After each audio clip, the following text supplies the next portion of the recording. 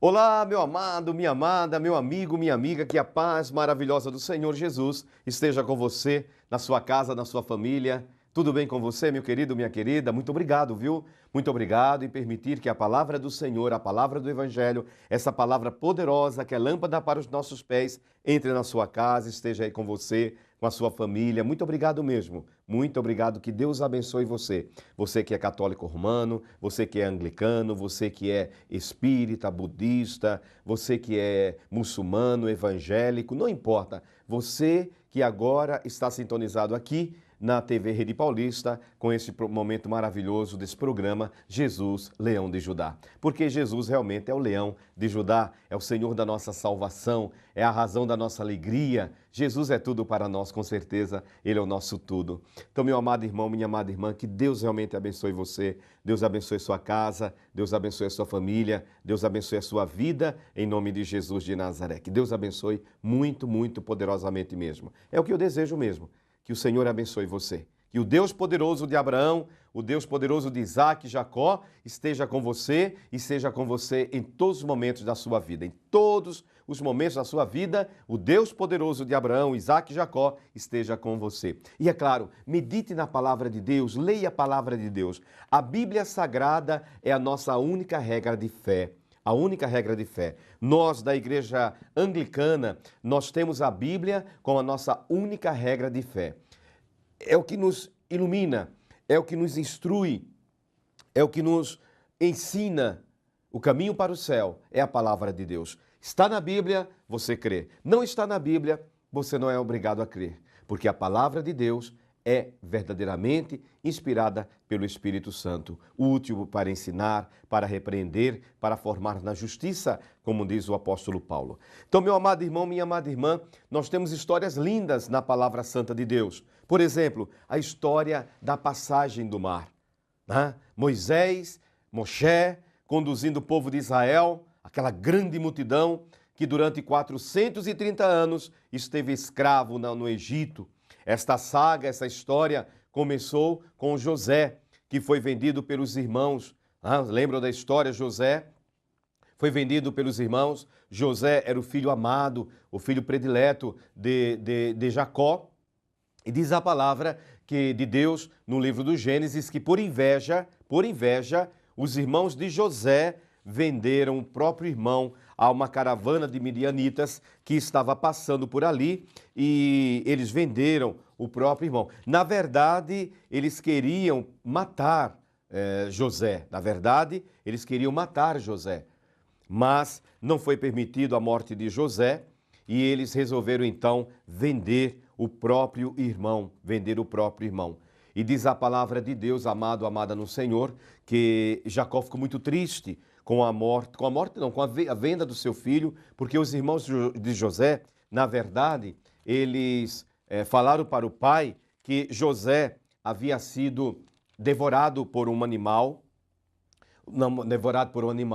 e José sofreu muito mesmo.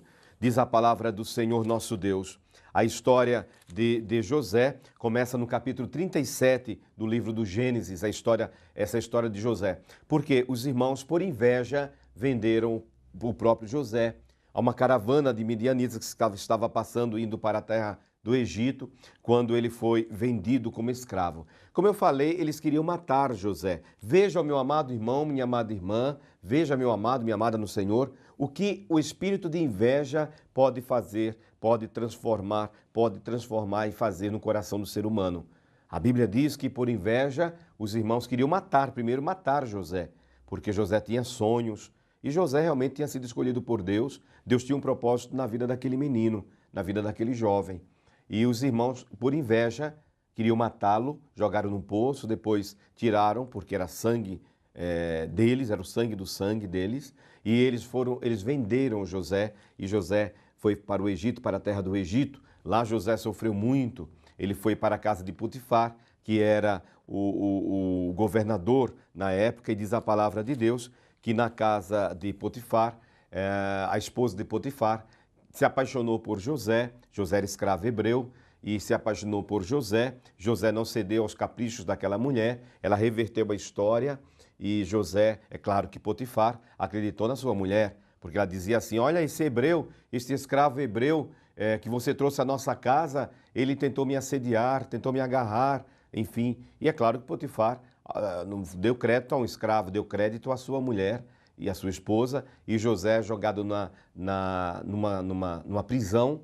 Lá ele conhece o padeiro e o copeiro do rei, e diz a palavra de Deus que José decifrou os sonhos do faraó, o faraó do Egito, que teve aquele sonho, 2 sonhos na verdade. O primeiro sonho, ele viu 7 vacas gordas que foram devoradas por 7 vacas magras que saíram do rio Nilo. O faraó ficou apavorado, depois voltou a dormir e ele teve mais um sonho, 7 espigas cheias, robustas, cheias, e 7 espigas murchas, feias, que vieram e devoraram as 7 espigas cheias. E o faraó ficou apavorado com aqueles 2 sonhos, tanto das vacas gordas, que foram devoradas pelas vacas magras, como também das espigas cheias, que foram devoradas pelas espigas murchas, secas. E nenhum adivinho, nenhum adivinho do Egito soube decifrar o sonho. Mas ele soube que havia um hebreu na prisão, e o Deus desse hebreu era um Deus poderoso, era um Deus que revelava, tinha suas revelações. Então o faraó chama José à sua presença, José é tirado da prisão, vai até a presença do faraó e ele revela aquele sonho. As 7 vacas gordas, como também as 7 espigas cheias, seriam 7 anos de bonança na terra do Egito. As 7 vacas magras que saíram do rio Nilo, bem como as 7 espigas murchas que devoraram as outras espigas, seriam 7 anos de penúria, de seca no Egito. Então o Egito deveria produzir muito para depois, no tempo dos 7 anos do tempo de penúria e de seca, eles teriam o suficiente para se abastecer, para se alimentar. O faraó ficou tão encantado com a sabedoria de José, e José se transforma assim no governador do Egito. É isso que Deus faz, irmão. Deus, ele tira a pessoa da prisão e dá honra à pessoa. Deus honra a pessoa. Deus honra aquele que confia e espera nele. Talvez você esteja na mesma situação de José. Talvez você esteja se sentindo numa prisão. Nada está certo na sua vida. Você foi traído pelos irmãos, pelas pessoas. Não se intimide, não. Não desista, não desanime, não. Porque o Deus que nós adoramos é o Deus que honra aquele que espera e confia nele. Como Deus honrou José no Egito, Deus vai honrar você também na sua casa, em nome de Jesus de Nazaré. Creia nisso, espere no Senhor. Amém? Teremos agora um breve intervalo e voltaremos com a palavra do Evangelho do dia.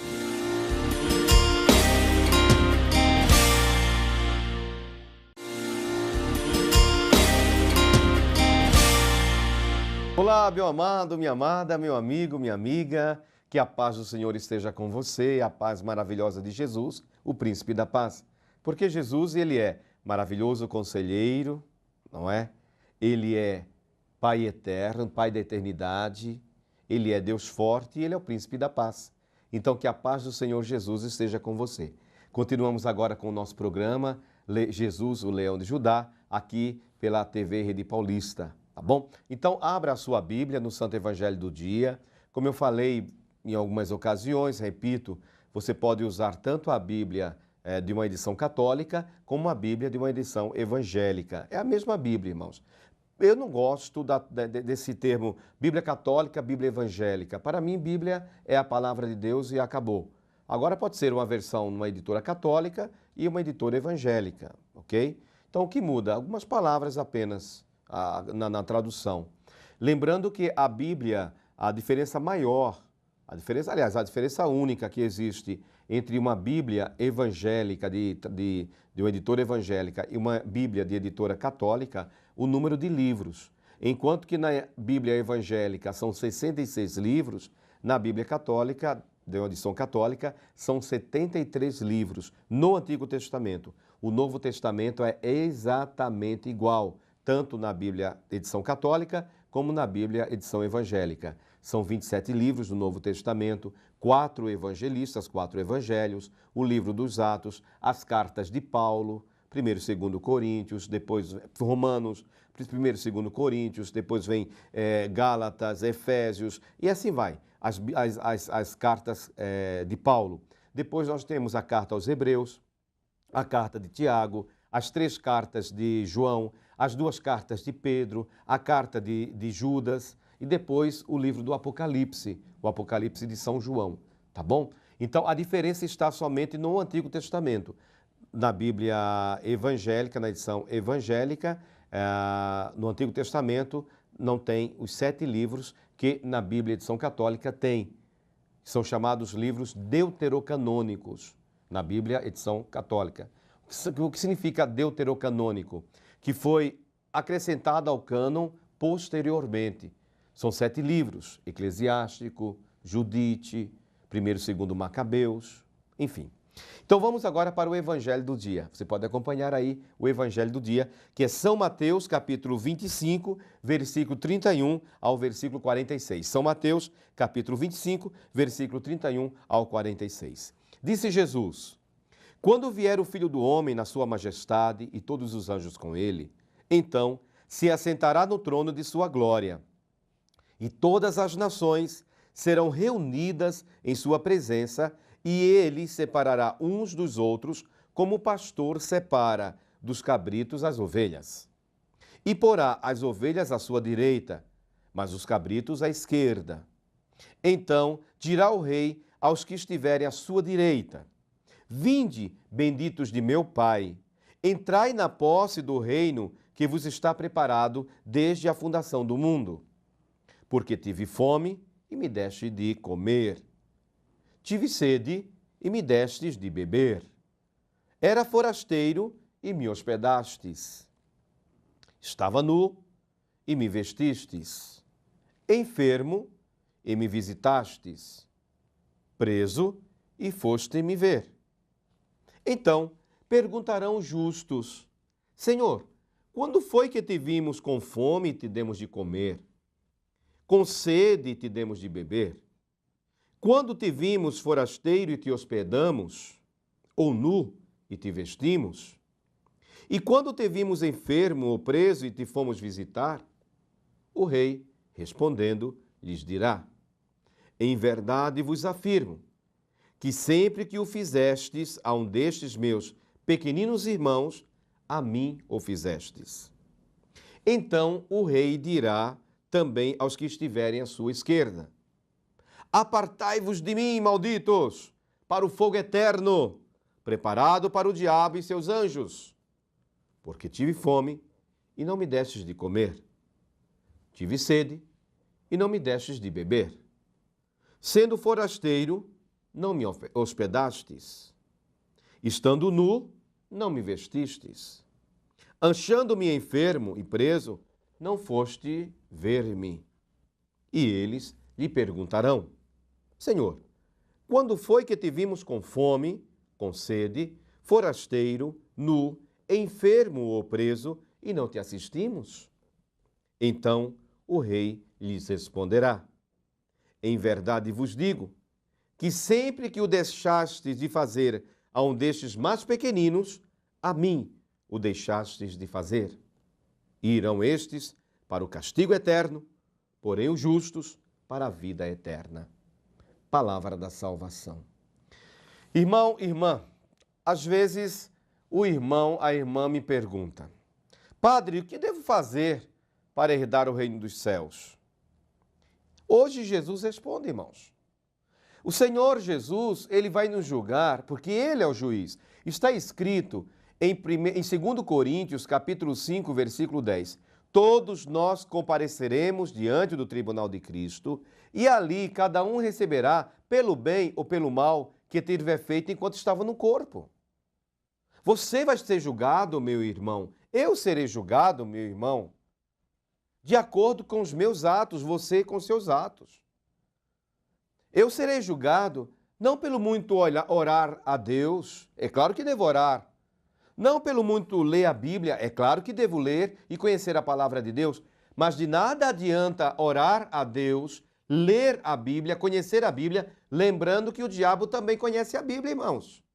Lembra no Evangelho de Lucas, capítulo 4, quando Jesus, depois de 40 dias e 40 noites, ele estava em jejum e oração no deserto da Judéia e ele foi tentado pelo diabo, e Jesus repreendeu a primeira tentação com uma palavra bíblica, quando o diabo disse: transforma estas pedras em pães, e Jesus disse: está escrito, nem só de pão vive o homem, mas de toda palavra que sai da boca de Deus. Na segunda tentação, a partir da segunda tentação, o diabo tentou Jesus já usando a palavra de Deus, recitando inclusive o Salmo 90, 91. Então o diabo conhece a Bíblia. Então o simples fato de conhecer a palavra não significa que seremos salvos, não. O simples fato de dizer eu creio em Deus, eu amo a Deus, não significa que seremos salvos, não. A salvação já foi comprada, sim. A salvação já foi paga por um preço muito alto, o sangue de Jesus derramado na cruz do Calvário. Mas eu posso perder a salvação e você também? Claro que sim. Por quê? Aqui está no Evangelho. O meu amor a Deus necessariamente passa pelo amor ao próximo. Como eu posso me arrumar para ir à igreja, para a Santa Eucaristia, para ir ao culto, adorar a Deus, quando eu vejo uma pessoa que está necessitada, passando fome, necessitada, presa, nua, uma pessoa que está enferma, uma pessoa que está com fome, com sede, e eu fecho meu coração para ela? Não vou para o céu, não. Jesus diz isso hoje muito claro no Evangelho de Mateus 25. Vamos fazer o bem, vivamos o amor, Deus é amor. A Bíblia diz claramente em 2 Coríntios, capítulo 5, versículo 10, todos nós compareceremos diante do tribunal de Cristo no dia do julgamento, e ali vamos receber pelo bem ou pelo mal que tivermos feito enquanto estávamos no corpo. Faça o bem. São Tiago diz na sua carta, no capítulo 4, versículo 17, se alguém pode fazer o bem e não faz o bem, peca. É pecado. Faça o bem. Procure fazer o bem. Olhe ao seu redor e você vai perceber que Deus colocou muitas pessoas ali que você pode exercer a caridade e o amor. Amém? Deus abençoe. Até amanhã, se Deus quiser, em nome de Jesus.